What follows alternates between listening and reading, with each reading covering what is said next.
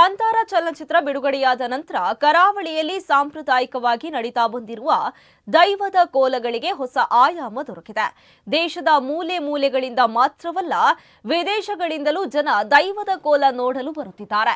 ಬಹುತೇಕ ಮಂದಿ ಈ ದೈವದ ಆರಾಧನೆಯನ್ನ ಕಾಂತಾರ ಅಂತಲೇ ಕರೆಯಲು ಪ್ರಾರಂಭಿಸಿದ್ದಾರೆ. ಇನ್ನು ಉಡುಪಿ ಜಿಲ್ಲೆಯ ಕಾಪು ತಾಲೂಕಿನ ಮಟ್ಟು ಗ್ರಾಮದಲ್ಲಿ ನಡೆಯುತ್ತಿದ್ದ ದೈವದ ಆರಾಧನೆ ವೇಳೆ ವಿದೇಶಿಯರು ಬಂದಿದ್ದಾರೆ. ಕುತೂಹಲದಿಂದ ದೈವಾರಾಧನೆಯ ಬಗ್ಗೆ ಮಾಹಿತಿಯನ್ನ ಸಂಗ್ರಹಿಸಿದ್ದಾರೆ. ಸಾಮಾನ್ಯ ಭಕ್ತರಂತೆ ಊರವರೊಂದಿಗೆ ಬೆರೆತು ತಾವು ಕೂಡ ಆರಾಧನೆಯ ಭಾಗವಾಗಿದ್ದಾರೆ.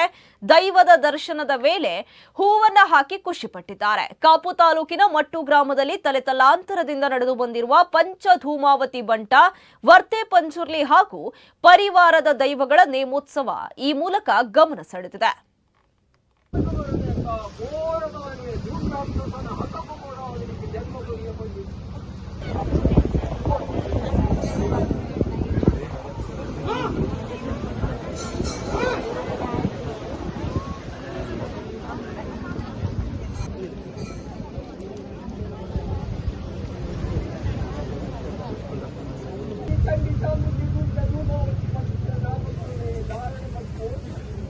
ಪರಶುರಾಮ ಸೃಷ್ಟಿಸಿದ